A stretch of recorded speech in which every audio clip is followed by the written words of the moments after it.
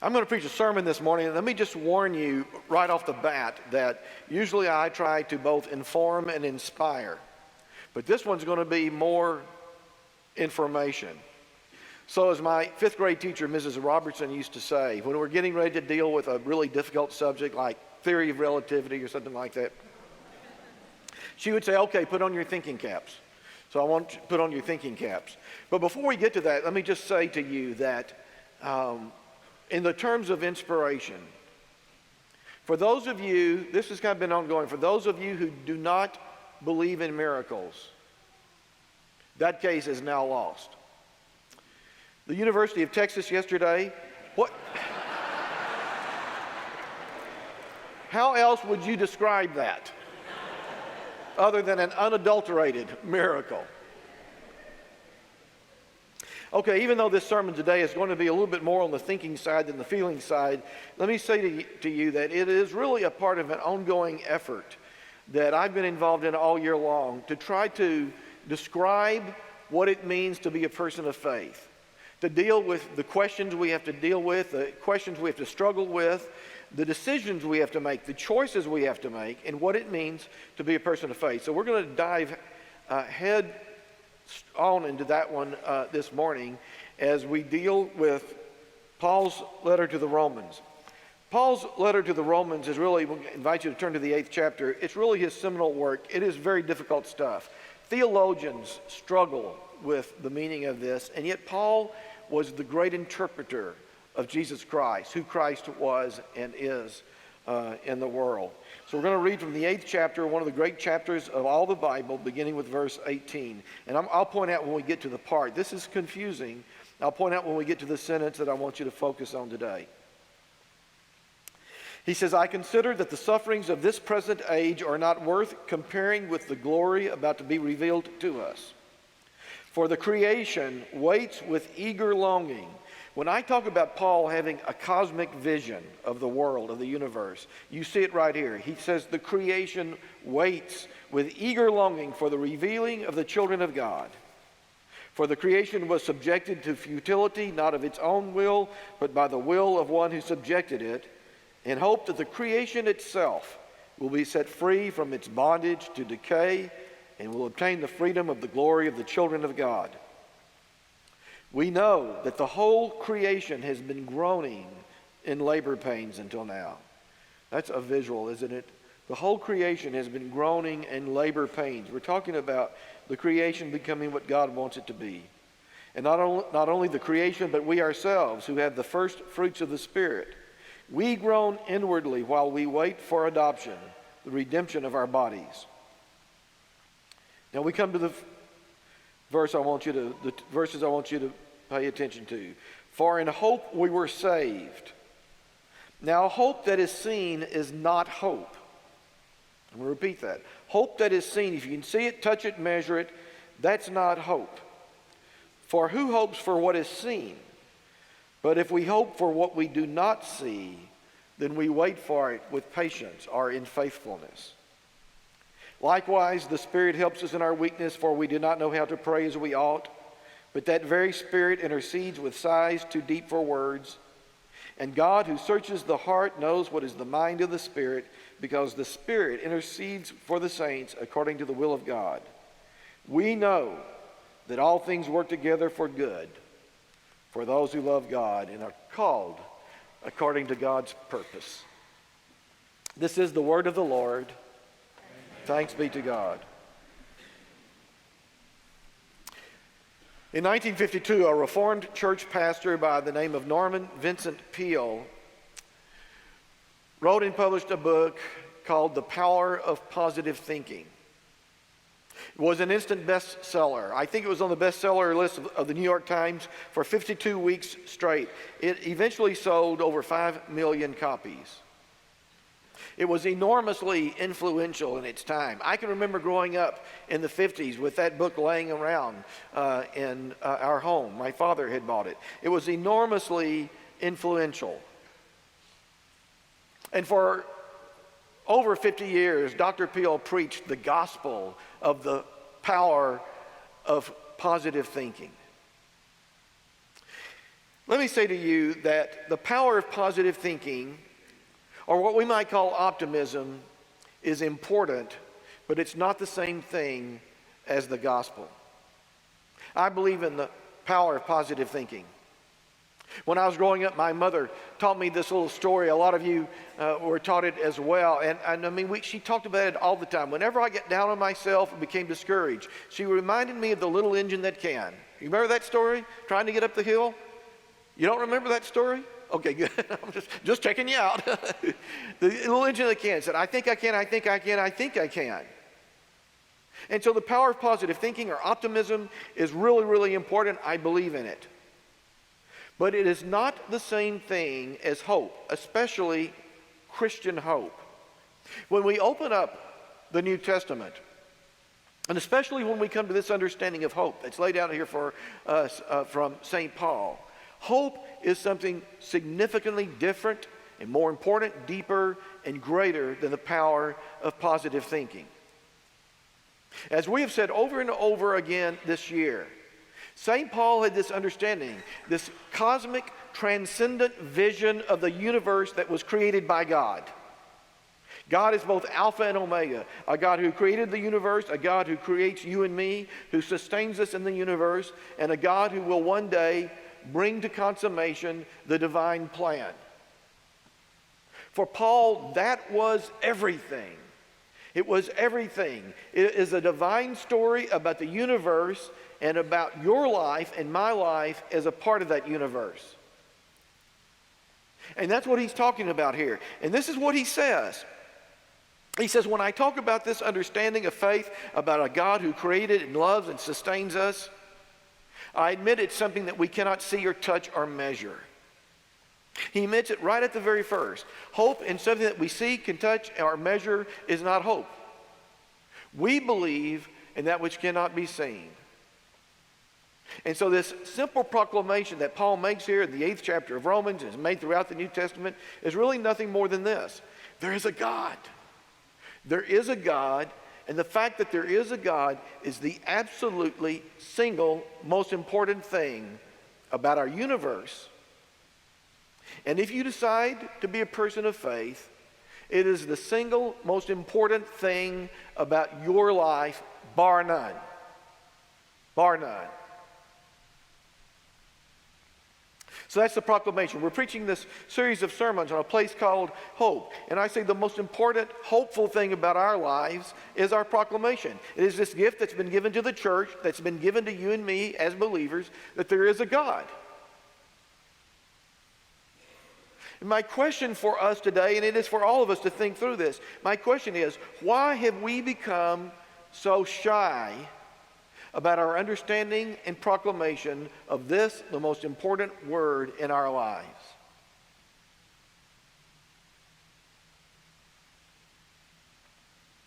I'm going to suggest to you that part of the issue is that we now live in a post-Christian world. You maybe have seen that term a lot. I think it's perfectly accurate. For years, Europe has been a post-Christian culture, and now I think America is rapidly turning into a post-Christian culture. And rather than try to explain to you what that is, let me just describe it to you. And I think most of you will agree with me in general with this description. 20 years ago, 25, 30 years ago, if you were to walk by the water cooler or go into the break room of the place where you work, and there was a group of people standing around or sitting there talking about religion, almost everybody in the group would be a Christian. Might be a person of a Jew or two in that group. But almost everybody in that group would be a Christian. And if there was an agnostic or an atheist or a skeptic of some kind sitting there at the table, they probably sat very quietly and did not enter into the discussion. 20 years ago, I occasionally would go to EDS and teach a Bible study that included a lot of the senior officers of EDS, including the president. I think those kind of Bible studies still take place now and then, but they are the exception, not the norm. I'm not passing judgment here. I don't know whether this was good or bad. The fact that we lived in a culture where the culture affirmed for us our Christian faith, and everybody said, sure, I'm a Christian. I think to some extent it made us lazy Christians, because we were not forced to think through what it is we believe and why we believe and what we stand on. In today's world, if you pass the water cooler or go into the break room of your company and there's a discussion about religion, you're at least probably a 50-50 chance that you will sit down amongst people who are criticizing the church, knocking religion, quoting Stephen Hawking and other famous and reputable scientists who say, there is in today's world no reason to believe in God. We've looked at the universe, we've seen and measured everything. There is no God. And the point being that in today's world, if you walk into a conversation about religion and you're a firm Christian in your belief, you're likely to just sit there and not say anything, because we now live in a post-Christian culture. I'm not sure that that's not a good thing, because we've become lazy Christians. And now's the time for us to think about what it means to be a person of faith and to make strong commitments in terms of our own faith and the way in which we live faith out in the life of the world. In this post-Christian world, there really are three choices. And I told you I was going to make you think today, so I want you to stay with me. In the post-Christian world, there are three choices. One is to only consider what can be seen and measured. That is the purely scientific approach to the universe. So this is Stephen Hawking and other famous scientists who say we've looked at the universe, we've measured it, we have a theory called quantum mechanics, and we can now explain everything without a God. So that's one choice. The other choice is to affirm what I call, and I do not mean this to be overly negative, but to affirm what I call anti-intellectual Christianity. Dallas is full of churches that preach what I call anti-intellectual Christianity, and by that I mean they simply deny the science. Science tells us that the universe is billions of years old. An anti-intellectual Christian would say, well, no, the universe is just a few 100,000 years old. Science tells us that we know that life has evolved through the ages, and anti-intellectual Christianity will say, no, we know that everything was created in just 7 days, and so forth and so on. And listen, I do not stand in judgment of fellow Christians. It does not bother me if somebody reads the Bible in such a way that they take that particular position with regard to science. What I do know is that most of you, most of us, and about 80% of the millennial generation that at this point has pretty much walked away from the church. What I do know is that most of us don't want to have to check our brains when we come through the doors of the church. And so the third option is to embrace the science and also embrace the life of faith. Just as the church finally did in the time of Galileo, just as the church did in the time of Isaac Newton, the development of what we now call classic physics, and just as we now have the opportunity to do today. Because I'm going to tell you something. Far be it from me. I actually sat in the same room and listened to a lecture by Stephen Hawking. I was as far from him as I am from you. And so far be it from me with my small intellect to take on Stephen Hawking. But it just simply is not true that science has got it all figured out. Science can explain a lot, but it cannot explain everything. So for those of us who have Christians, we have the opportunity to claim our belief in God. Will it stretch you? Yes. If there is a God, I promise you it is a God that's much bigger than you and I used to believe in. But the fact that there is a God, I have no doubt. About a year ago, a man by the name of Eric Metaxas, some of you maybe have heard of Eric Metaxas. He's an author and a radio host, wrote a wonderful book about Bonhoeffer, a German theologian. He wrote an opinion piece in the Wall Street Journal. I remember reading that. It got a lot of coverage, basically saying that science is on the verge of proving the possibility of God. And I was struck by it at the time. I thought it was compelling, but I didn't do anything about it. 2 or 3 weeks later, one of my favorite columnists, a man by the name of Michael Gerson, who writes for the Washington Post. He's a political commentator. He's an evangelical Christian. And he's a person who understands modern physics a lot better than I. I don't even qualify as an amateur. He qualifies as an amateur physicist. So I was going to tell you today, I was going to talk a little bit about quantum entanglement, what Einstein called spooky quantum physics. And I decided, why would I try to do that when I really don't know what I'm talking about? So I don't read for you very often, but this is Michael Gerson's column that he wrote about the piece that Eric Metaxas wrote, and I think it's really, really powerful. He says the biographer Eric Metaxas recently made waves by arguing that modern science increasingly, quote, makes the case for God. And he talks a little bit about that. But then he goes on to say, Metaxas goes on to make a broader, sounder point about the fine-tuning of physical constants that allow an observable universe to exist in the first place. After centuries of inquiry, we have found that everything that is, the whole shebang, he's talking here about the scientific explanation of the universe, quantum physics. We've learned that the whole shebang balances precariously on the head of a pin. If electrons were a little lighter, there could be no stable stars. If protons were slightly heavier, no atoms could form. If the weak nuclear force were weaker, there would be no hydrogen. If physical constants were off by even a smidgen, we would not exist to engage in science or argue about God.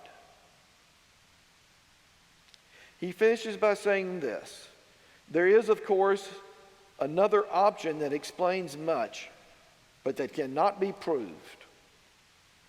About 1/4 of all scientists in America's most elite universities believe in God.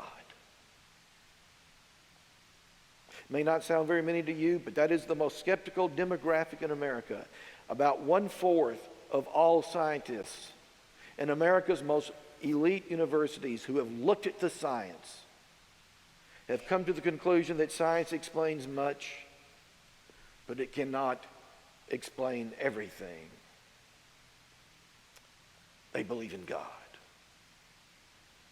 And so do I. Let me say to you, I believe that we have become shy Christians. In the face of so much overwhelming public evidence from the scientific community, in the face of so much public proclamation of agnosticism and atheism, you can read more about that today than you can about faith. I think that we have become shy Christians because we have become unsure Christians. And what I want to say to you this morning is that ultimately every person has to choose. I mean, you can ride the wave of cultural Christianity for a while if you want to. You can come to church and believe in the church because it does good things for a while if you want to. But ultimately, if you're going to have some understanding of what your life is all about, some guiding principle for your life, ultimately, if you're going to live with any sense of passion about your life, you have to have understanding about the beginning and the end, about what is taking place in the life of the world, and you have to choose. You can choose to just believe the science, that explains everything. You can choose to be an anti-intellectual Christian, or you can choose, as I do, to embrace the science and also the faith that there is a God, and that it is the absolute most important fact about my life and about yours.